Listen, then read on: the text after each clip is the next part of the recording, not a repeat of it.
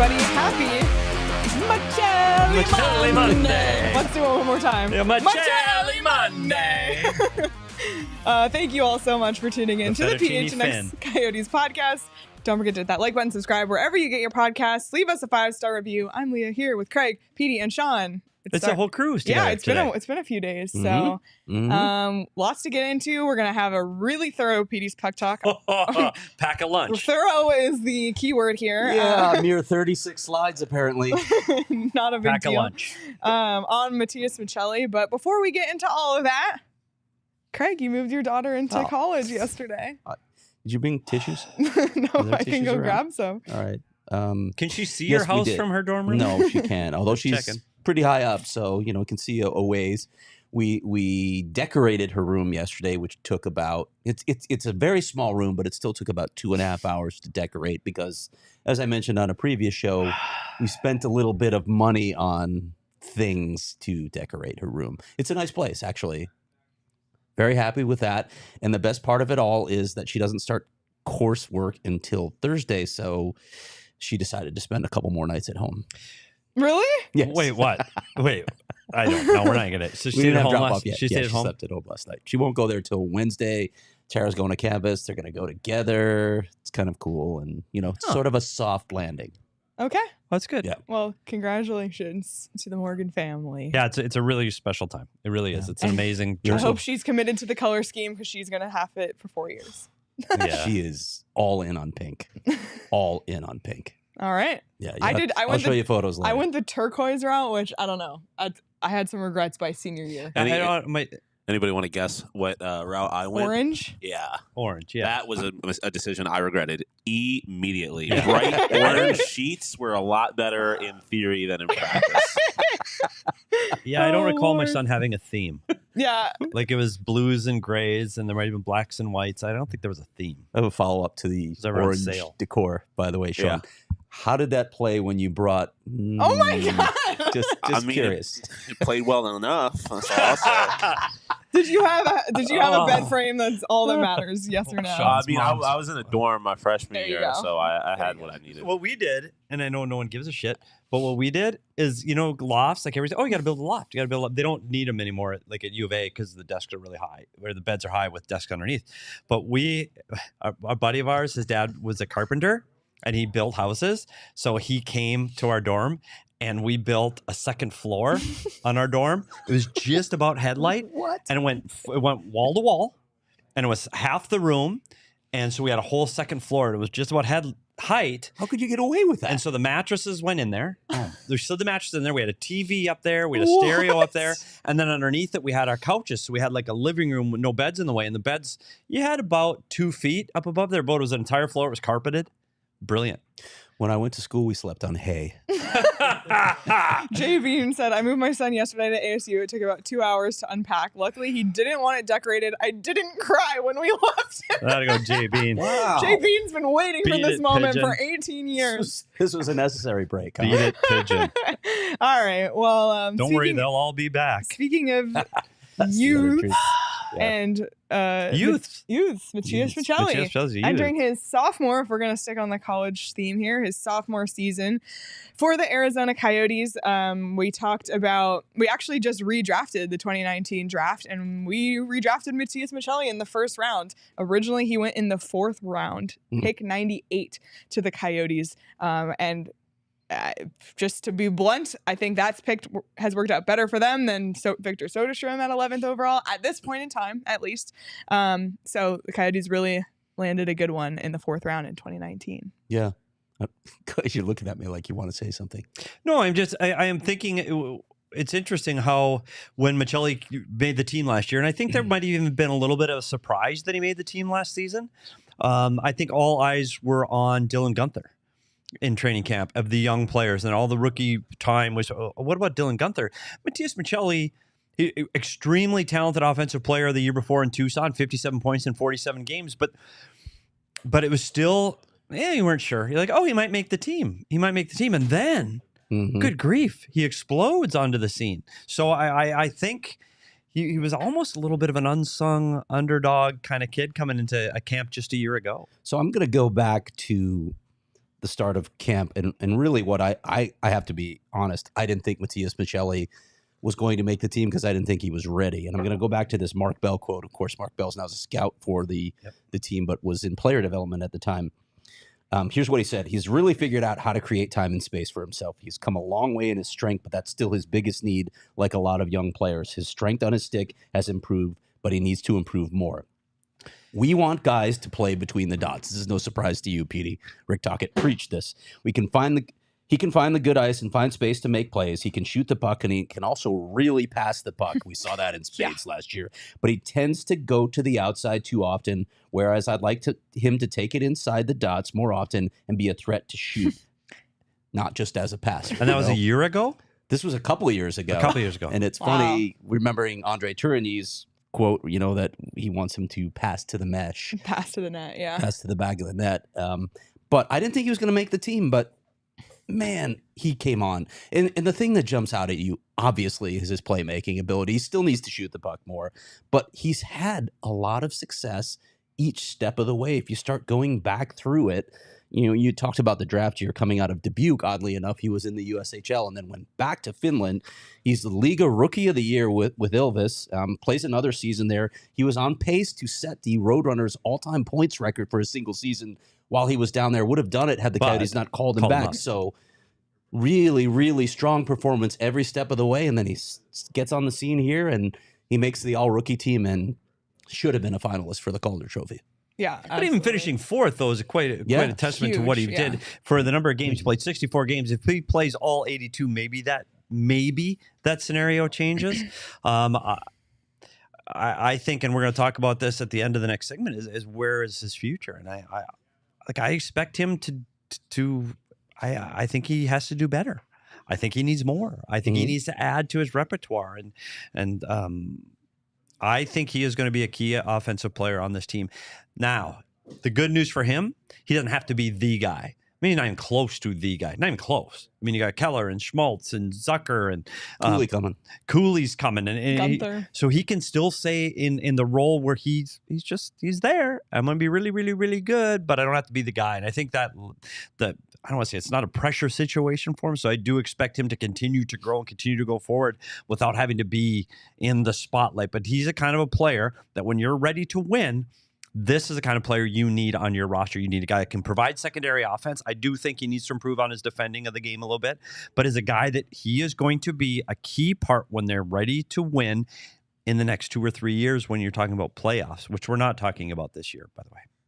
Yeah, but it is interesting because going into a sophomore season, there tends to be a sophomore slump for a lot of NHL players, for people in general. And one of the things that he was asked about in his press conference, which he did from Greece, by the way, which we'll get to a little bit more in a little bit. But at the start of the season, nobody really knew who Matias Maccelli was. And by nobody, I mean people outside of the Coyotes community. They didn't know by the time we got to the college voting. Yeah, so much so that he didn't have a photo on NHL.com until Craig put them on blast on Twitter and kind of bullied them into putting a photo. And by the end, he was someone who was talked about in the Calder conversation. And again, I think maybe if he'd been more known and if he'd played all 82 games, he could have been I think he should have been a finalist. If he played for an Eastern team? If he played for the New York Rangers, he's a finalist. Team. Sorry. Yeah.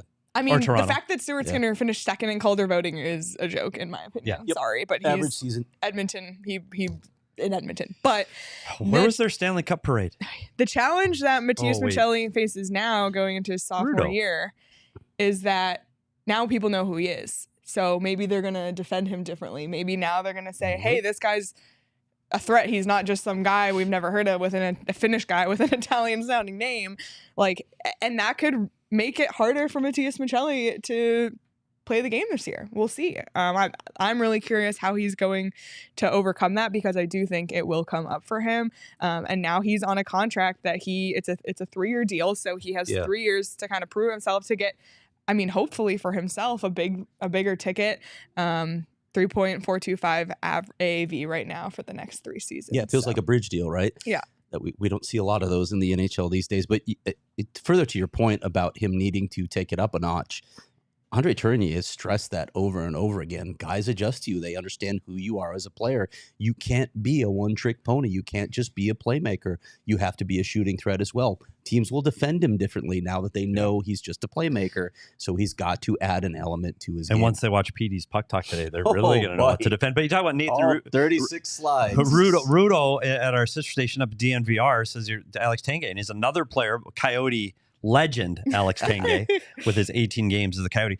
But when you go through the statistics of Alex Tanguay, what he was, I mean, he was a playmaker, and he never really did even have. Yeah, he did have some 20-goal seasons, but he was a playmaker. He could distribute the puck extremely well, really competitive, could play both sides of the puck. I think Maccelli, I wouldn't put him in that air yet. I think he needs to learn. This team, I think the team needs to learn how to defend better. And I know Andre was really excited about how well his team defended last year. I think they still need to take strides this year. And I think with a more veteran lineup that they have, I think that they will be able to take that step. But Matias needs to be in more situations. Like the way you get better at defending is you defend more. The way you get better at some of the things we've talked about is you need more reps. I mean, he's how many games in the league? He's 80 some games in the league. So he will continue to get better, but I think there are plenty of things that he needs to work on in his game. Yeah, and we shouldn't bury the lead because I think we should get into the Petey Puck Talk, especially because there's 36 slides. I don't know if you've heard how many slides there are. There's 36. Do you remember that 7 a.m. course you took in college where you fell asleep? Did I say that? Stop it. Petey is entertaining.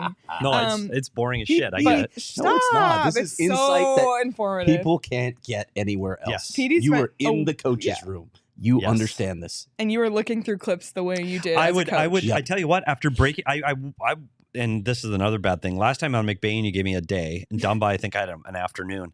I had a week on Maccelli. Buddy, welcome to the business. So I watched a lot of him.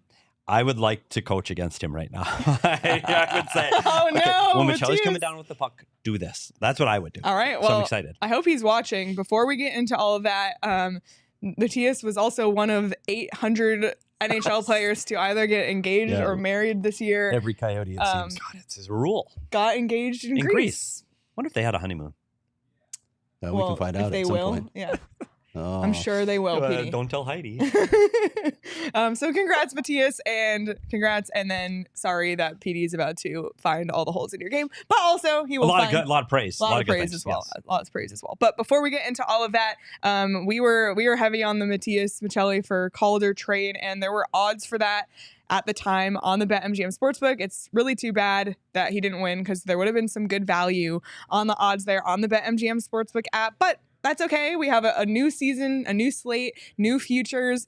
Logan Cooley will probably be in the Calder odds on BetMGM here shortly. You can already bet on Hart Trophy, Norris Trophy, Vezina, etc., and of course Stanley Cup winners, all of that good stuff. And of course baseball if you want to bet on sports happening now, Women's World Cup, WNBA, etc., and NFL. It's right around the corner. You can bet on NFL preseason if you want, but to do all that, you need to sign up for BetMGM, and if you haven't done so yet, make sure you use code PHNX when you sign up. There's a few different offers depending on where you live, but for Arizona audience, place your first bet offer and receive up to $1,000 back in bonus bets. If it loses, you can check out the show notes for full details, and now listen to Shane talk about the disclaimer. Gambling problem? Call 1-800-GAMBLER. Colorado, D.C., Illinois, Indiana, Kansas, Louisiana, Maryland, Mississippi, New Jersey, Ohio, Pennsylvania, Tennessee, Virginia, West Virginia, Wyoming. Call 877-8-HOPE-NY or text HOPE-NY 467-369 New York. Call 1-800-327-5050 Massachusetts. 21 plus to wager. Please gamble responsibly. Call 1-800-NEXT-STEP Arizona. 1-800-522-4700 Nevada. 1-800-BETS-OFF Iowa. 1-800-270-7117 for confidential help Michigan. 1-800-981-0023 Puerto Rico. In partnership with Kansas Crossing Casino and Hotel. Visit BetMGM.com for terms and conditions. U.S. promotional offers not available in D.C., Kansas, Nevada, New York, or Ontario. With Craig's daughter off to college, one of my biggest struggles in college was like feeding myself. Listen, it's hard. You're busy. You're doing social Craft stuff. Dinner. You're studying. Sometimes it's Ramen. hard to think about food. Can't and even guess what? have craft dinner in most dorms because you can't. don't have a stove or anything. Nope. That's true. Well, I would always buy the little plastic plastic cups with water. It was Gross. terrible. Terrible. Awful. And you know what? It's still a struggle today. Who am I kidding? Being an adult is hard. You have to think of what to eat 3 times a day for the rest of your life. Good luck. It doesn't get any easier. That's tough. That's why Factor Meal Kits is here to make it so much easier for you. Let me tell you, I got my box of Factor Meal Kits. I was so blown away. at how unbelievable these were. I think I'm just like so used to eating like mid-frozen meals. The thing about Factor is they're not frozen, they're fresh, and it just takes 2 minutes in the microwave. It was so easy. And they sent us a bunch of shakes too, which those have a couple months to go, so you can like spread those out. Loving those as snacks. Sean is doing. You got your Factor too, Sean? The Matias Maccelli fingers behind the screen. I forgot to fill out the goddamn form. So here I sat last night with rice with cut up asparagus in it. You can use our code. Boo. You can use our code and get a discount. I'll use the code. Tell me how to get it. You get the big box. How do I get it? The smoothies are phenomenal. How do I get it? The meals, like they're every time I was like, how good can this be? And I would eat it, and everyone was better than the last. Vegetables. They had cauliflower rice. Love it. Mushroom. Like, oh my God. Some of it tasted like stuff I would get in a restaurant. I'm serious. So good. How do I get it? Okay. So you're going to head to factormeals.com. Okay. Maybe you should do this while we're talking. Okay. Head to factormeals.com/PHNX-Yotes50 and use code PHNX-Yotes50 to get 50% off, Petey. I can do that. Especially with Heidi out of town, you need all the help. That was my problem. I should have planned ahead. Got it. That's code PHNX-Yotes50 at factormeals.com/PHNX-Yotes50 to get 50% off. Take advantage of this deal. It's phenomenal. All right. I'm going to hand the reins of the show over to you, Petey. Buckle up, Buttercup, because this is here we go. Are you ready? Sean, to pause to start Petey's Puck Talk. And this is Petey's Puck Talk, the Matias Maccelli edition. And let's start right away with his strengths. And we've talked about it before. He is an elite passer and playmaker. And when we talk about his passing skills, he finished first in all rookies in the National Hockey League last year, playing 16 fewer games than the second closest player, and that was Matty Beniers. On the Coyotes, where did he finish? Second, behind who? Keller. And he played 18 fewer games than Keller. So the kid can pass the puck. Let's look at some of the reasons why and why he's so successful passing the puck. So let's take right away, and we're going to look at his vision. He has the ability to see his players through crowds. You talk about a quarterback being able to find a receiver upfield. Maccelli has the vision to see players behind other players, and he knows where they're going to go and anticipate their next move. You can see this play where he passes it through 4 players on the Seattle Kraken to find who else. Craig just fell asleep. But Lawson Cross at the doorstep for an easy tap in. But he's willing to make those kind of plays between people and through people. Here again, you see his vision. He receives the puck along the wall on the top left. And before he even gets the puck, he knows that Krause is down there below the goal line. And he passes to where Krause is going to be, not where he is. And he is so confident in his passing. You're going to see the third picture on that slide where you see the 2 sticks in the lane. He's still confident enough to make that pass all the way again to Lawson Crouse for an easy tap in. That's a tough pass. And you're going to go again to the next one in his vision. You're going to see it again. The one thing about this in the top left, it's hard to see, but he fills in for a defenseman that goes down the wall. So he's a smart offensive player. He knows where he's supposed to be. So by the time the puck gets to him, he's already looked down low. He sees the player by the net, and he knows the second that puck gets to his stick, it's leaving. His vision is elite. His ability to find players through seams before he has the puck. He looks before he has the puck. And that's where it comes up to the next slide, where you talk about anticipation. This is on the power play. We're going to see him on the half wall in the first picture on the top left. He's on the left side. Doesn't have the puck, but he's already glancing through the seam, so he knows where the puck's going to go before he even gets it. He's looked. He's checked off. He gets the pass, and if you see in the big picture in the middle, he stares straight at the goalie.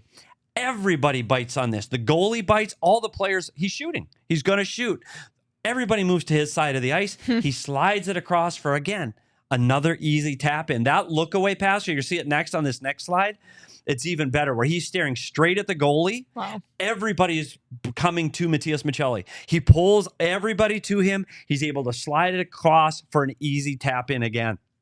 The other thing he's got is really, really high skilled, and he uses plays that most players won't use. On the top 2 pictures, he's stuck at the red line. He's going to get pinched off. No, he finds a way. He puts it between his legs to a breaking Lawson Crouse. He's got the ability to make those kind of passes. And if you go to the bottom picture, he makes it behind the pass on a rush play. He's already checked, so he knows where the player is, as he attacks the net behind his back on 1 foot on the tape in the back of the net. And this play sums it up too. His ability is at the net in the first slide, hacking and whacking, trying to score. As the puck goes behind the net and he's chasing the puck, he looks in front, sees all alone again, Lawson Crouse. By the time he gets to the puck, one move without looking, facing the boards, one-handed touch pass backhand on the tape to Lawson Crouse, and it's in the net.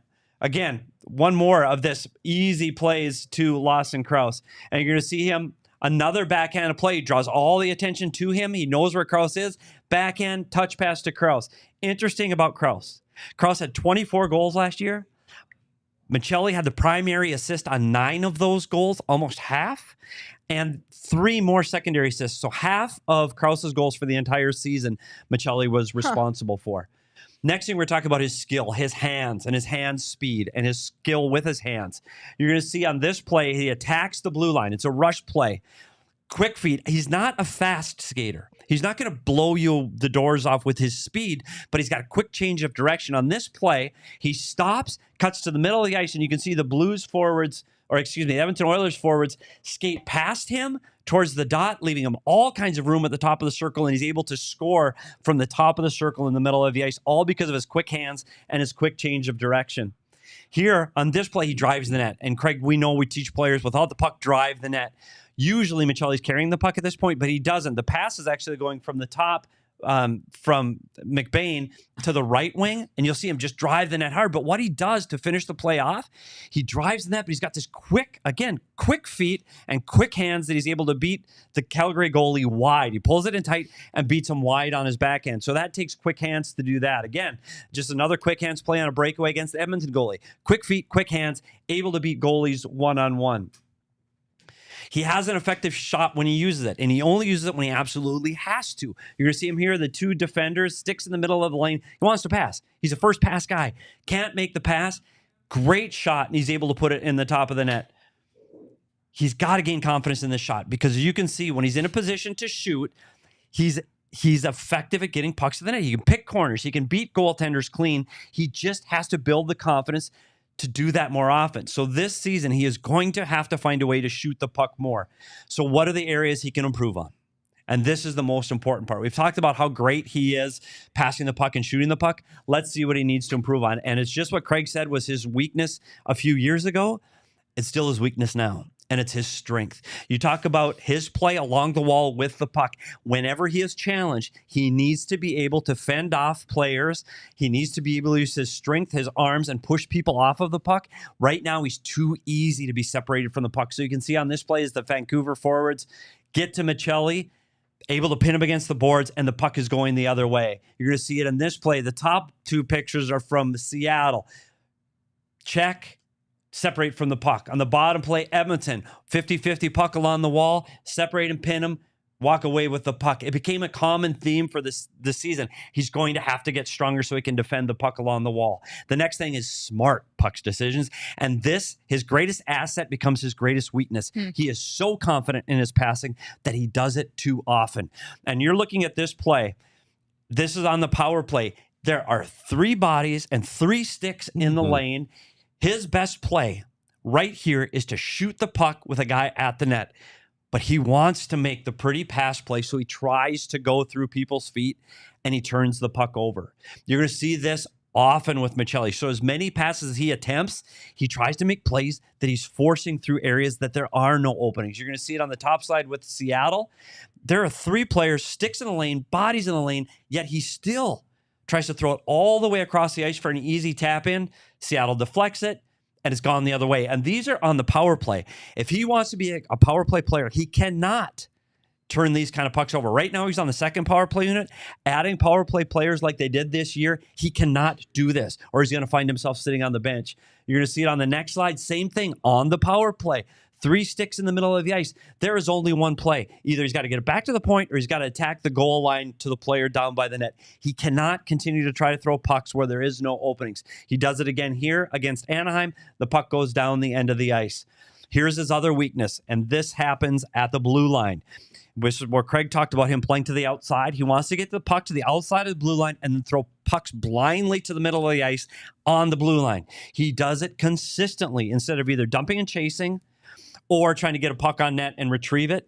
He tries to pass the puck through the middle of the ice. And now you're going to see where that happens the most is on the power play.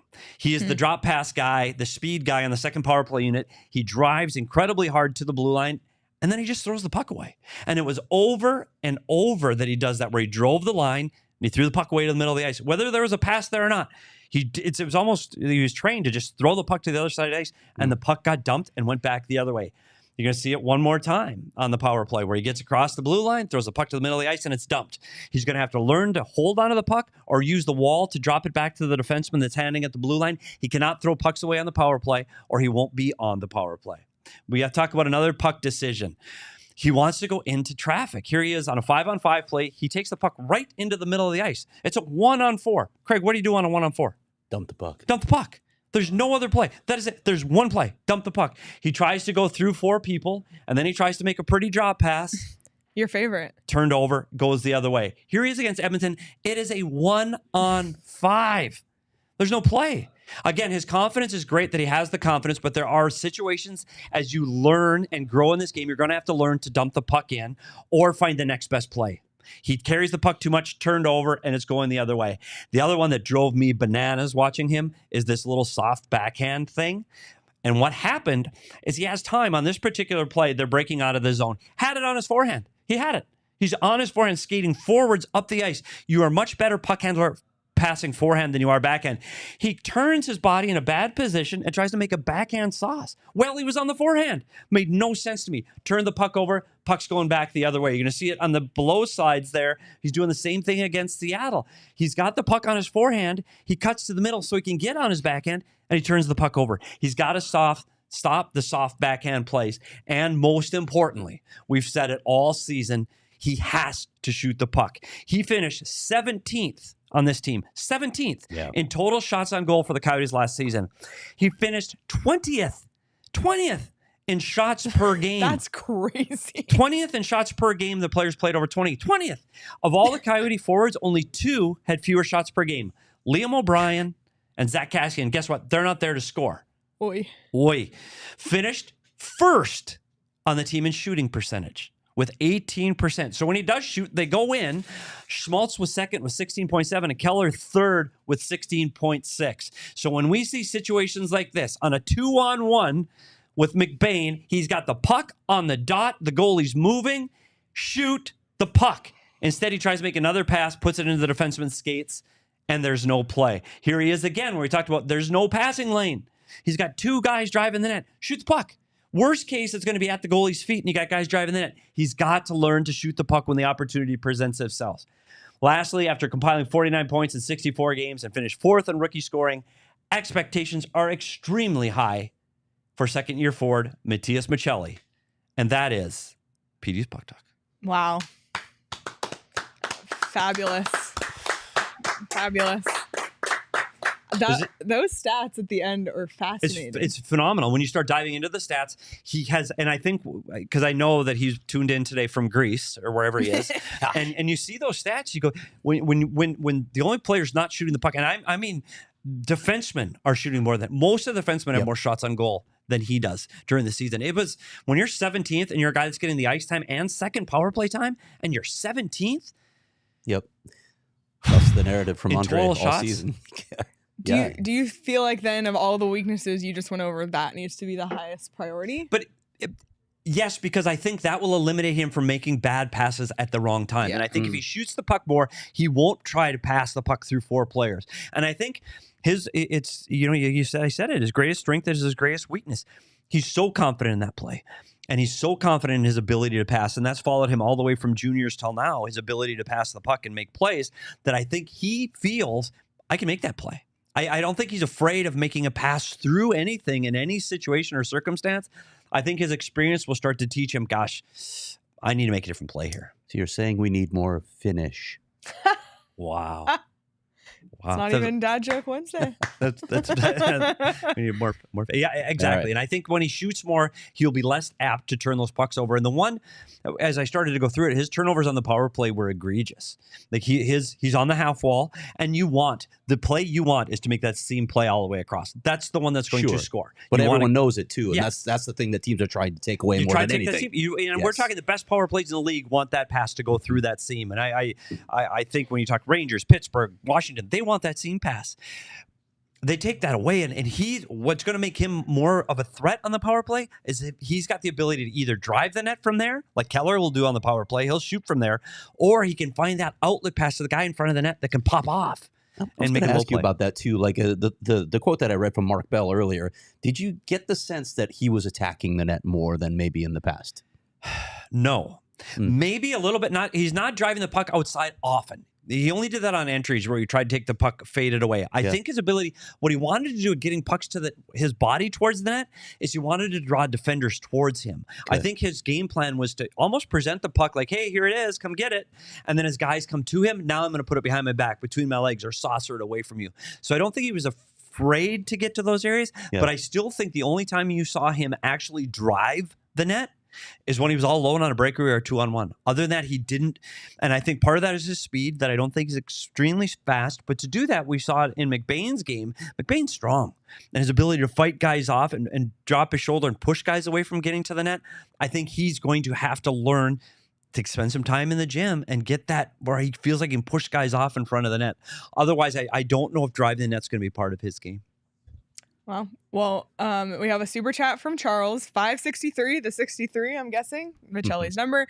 Incredible breakdown, Petey. Definitely hoping to see Maccelli continue to grow and improve this season. Thank you for the super chat, Charles. And Brian said, expectations high, but plenty of opportunity to obtain. He shoots more. Defense is going to expect him to pass. He could score a lot. And that's true. If he just switches up his game a little, he could overcome that sophomore slump. I could see that fake play that we talked about where he's faking like he's going to shoot. Yeah. Do the opposite now. Shoot. He's looking for that pass. So now look to the pass, look to the pass, look to the pass. And be like, oh, Maccelli's and a passer. everybody's going to go to that side. And the goalie, I tell you what, these goalies watch a lot of film. Yep. Goalies are anticipating that pass across because that's the hardest save for them to make. Yep. We'll talk about that later. It's called the Royal Road. Yep. It's the line that's Steve Allicat. Yep. It's a line that goes right down the middle of the ice. And if you can get a pass across the Royal Road, you have a much greater percentage chance of scoring. So goaltenders know that. So they're going to start to cheat. And I think he's going to have the ability, even if he doesn't score, even if he can get the puck to the net, and you're talking about screens, tips, rebounds, I think that's going to elevate his game. Yeah, you combine the Royal Road with his reputation, and he's probably going to have some opportunities, at least early on, before maybe somebody clues into the fact that he's actually shooting more now than he has in the past. Yeah, and I know Rudo brought up Zucker, and this is why I think it's so important for him to start this season with Lawson Crouse. And I think Zucker is going to be a guy that's going to help carry Dylan Gunther along in his education of the game. I think Matias and Crouse have something special. You were able to take Bugstad there. You would have McBain there. You were able to plug and play the center a little bit because both McBain and Bugstad played a straight ahead game. And I think that was pretty easy to read. I think the magic that Maccelli has with Crouse, man, that's hard to replicate. Like you saw how many goals just in this example where Crouse just tapped it in. Yeah, and they like playing together. You talk to Lawson about it too. They complement each other well. Yes, they do. You said about the primary and secondary assists is crazy. And it's always when you think about going back to something we talked about before that a lot of coaches think about when they think about forwards. They project them in twos. They project them in pairs. These two guys belong together. I agree. And I think the centers on this team, you could literally put them with any of the other centers, and I think they would be able to do the same thing. Like Barrett Hayton could fit in that spot. McBain could fit in that spot. Even a guy like Boyd can fit in that spot because they all play straight ahead and get to the net. And I think that's what he needs to help open up space for Crouse and then his amazing passing. I tell you, when you watch the film on this kid, his ability, his vision, and his skill on making plays and passes are elite. I mean, we're talking the very top players in this league make passes. We're talking Artemi Panarin, McDavid's skill. It's that high end. Yes. It's impressive. Yep. And I think it's just a matter of time before people really catch on to, oh my God, this guy can distribute the puck with the best of them. That was good stuff. That was really awesome. Really Thank you for that. Great breakdown. Gets me really excited for the season. This is something we're going to be focusing on our post games this season too, because the team's going to take a step forward. We're not going to be cheering for losses, but we're going to be looking at the improvement of individual players, and Matias Maccelli is certainly one that we're going to keep our eye on. I'm counting down the days at this point. I'm excited for fall. I'm just ready for fall. I'm sick of the heat, but it's okay, because every time I go to Circle K, I go inside, I get a Polar Pop, Did you know that the cup doesn't I've heard sweat? Cup doesn't sweat. And Unlike me in this heat. And it stays colder longer. I went to Circle K over the weekend, and I saw Lindsay on the screen. Seriously? Yeah. So Lindsay made an appearance for me. Of course, the one time like I didn't have my phone at the ready to film it. I like left my phone in my car. Lindsay was on the screen. I promise, it's true. You can catch one of us on the screens at Circle K. Go in, grab some snacks, grab a Polar Pop.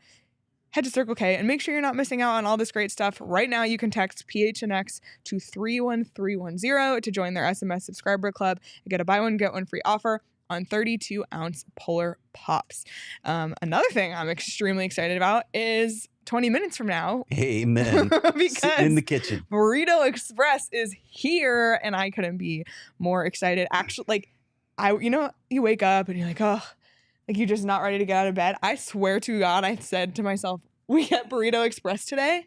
And I popped right out of bed. I'm telling you, Burrito Express, it's just that good. And there's some exciting news about Burrito Express because on August 19th, which is this weekend, I think on Saturday, their Tempe location will host a meet and greet from 10:30 to 12 featuring Jalen Conyers, Elijah Badger, and the Borghese ASU football players. So that was a great opportunity to meet those guys. Swing by the Tempe Burrito Express from 10:30 to 12 on Saturday.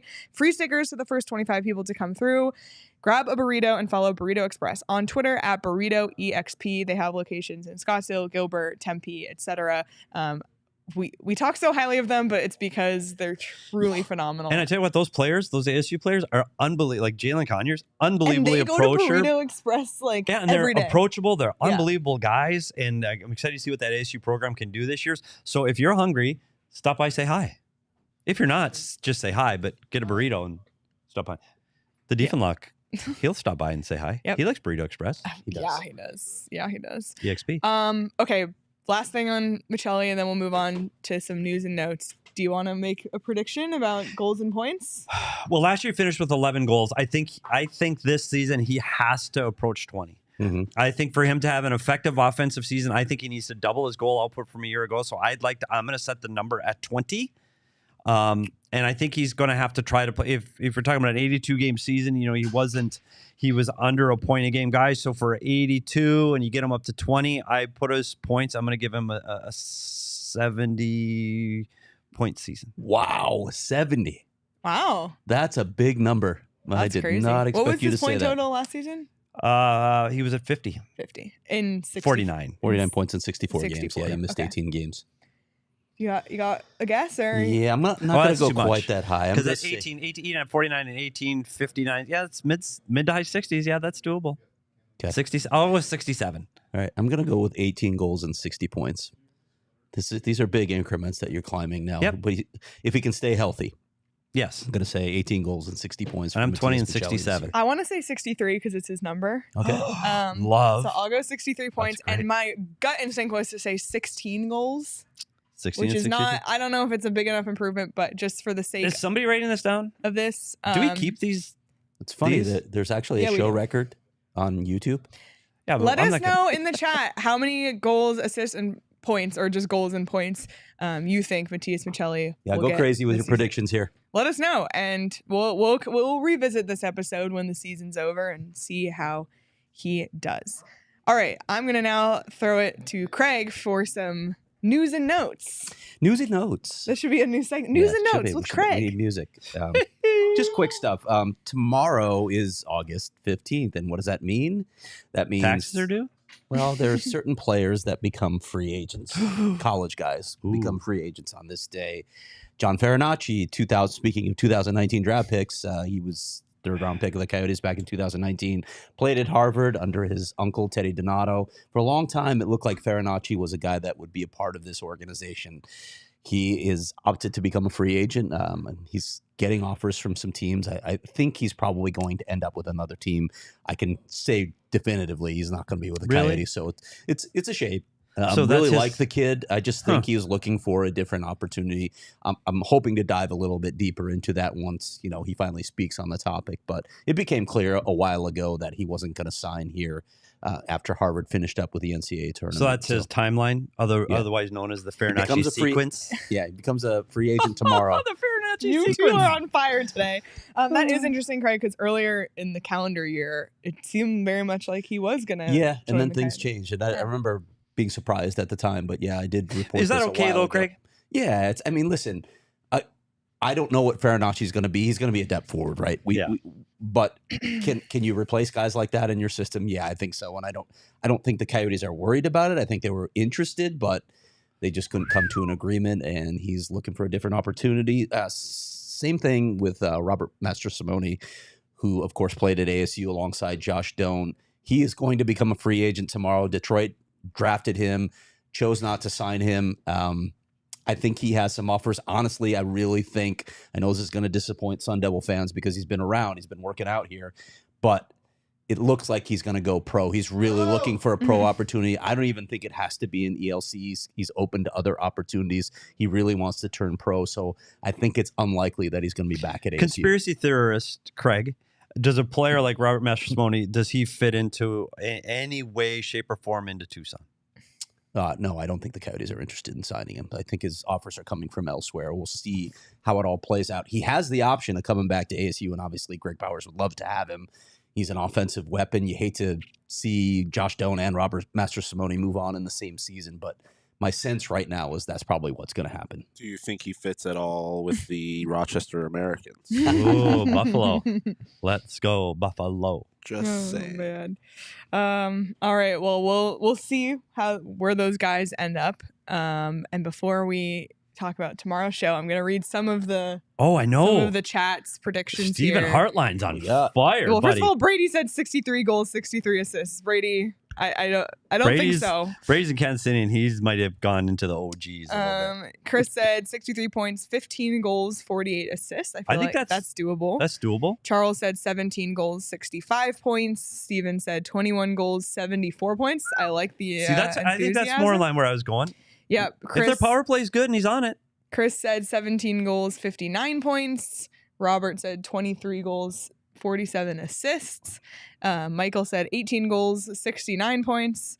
And Joel said 20 goals, 60 assists. So that's 80 points. That's 80 points. That's math I can do real quick, Joel. Joel started drinking early on this Monday morning. 80 points. Wow. All right. Well, hopefully one of us is close to being right. It's funny, though. I think the consensus for this group is from between 60 and 70 points and between 15 and 20 goals. And hopefully he stays healthy all 82 I think that's the big key for this. And I think one thing to keep in mind, if you start shooting more, some of those assists may not happen. But I can't see, while following his career timeline, that would not happen. His ability to get the puck on people's sticks. Well, we've spent a lot of time today talking about the future, and tomorrow we'll kind of look back into the past with a very special guest.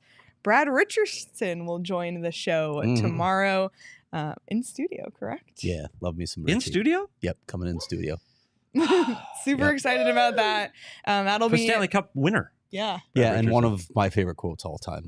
The thing, and I wrote this about him, the thing I love about Brad, and I'm sure he'll bring this tomorrow, is he's going to tell you what's on his mind. He's going to tell you the truth. He's not going to sugarcoat anything. He sometimes it's blunt, but he is an honest person, and I loved that when I covered him.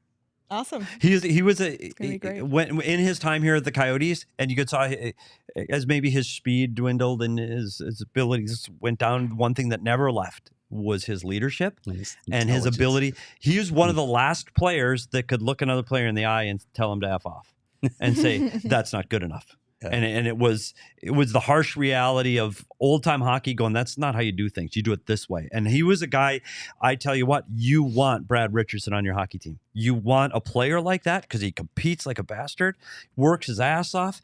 And you know what? He's not afraid to challenge guys. And I mean, your top players, he'll challenge them. Yep. And I think that's helped, and I can't wait to take inside the locker room of the LA Kings when they went on their run, because we're going to see the 2012 season from the other side of the coin. What a wonderful human being and teammate. I'm so excited. I haven't seen him in years. I'm really excited about this tomorrow. Yeah, it's going to be a lot of fun. Tune in. So set a reminder for yourself tomorrow, 11 a.m. Can we ask him the thing? The Tales from the Road thing? Can we talk about that? 100%. Okay, cool. Sure. PHNX Sports YouTube channel. Subscribe. Hit the notification bell so you never miss when we go live. Excited to have him here in person on set so he gets to see all of these FOCO decorations that we have here in the studio. We talk about FOCO. They decorate a ton of our sets, and they just have so many good, like, they have clothing. They, especially now that your daughter's going to ASU, you might need to, get back in the ASU clothing game. They have like flip-flops, Crocs, Craig. My daughter knows how to spend money, so yeah, I'll take a look. Craig rocking the Crocs. They also have like Christmas ornaments and stuff. Crocs. Just great gifts for the sports fans in your life. So check out FOCO. They have your back for Arizona sports. Get the best gear around by visiting foco.com. That's FOCO.com, and use code PHNX. And for all non-presale items, use the promo code PHNX for 10% off. And while you're checking out great sports gear, stop by phnxlocker.com, grab yourself some merch. I saw a new Coyote shirt that will be dropping at the start of the season. Is that a true story? You were not in that meeting, so no, you didn't see but it. You're on a need-to-know basis, Petey. I might have seen it. Yeah, you saw it. As per usual, I got left out of this too. I don't know what she's talking about. I was just walking down the hallway and I saw it. So I I'll would make be sure glad you see it to after fill you the in. show. Yeah. It's good stuff. So It is not Tage just know against the machine. it's not. It has nothing to do with the Buffalo Sabres. It does not have anything to do with the Buffalo Sabres. Sean is somehow going to finesse a Buffalo t-shirt in the PHNX locker.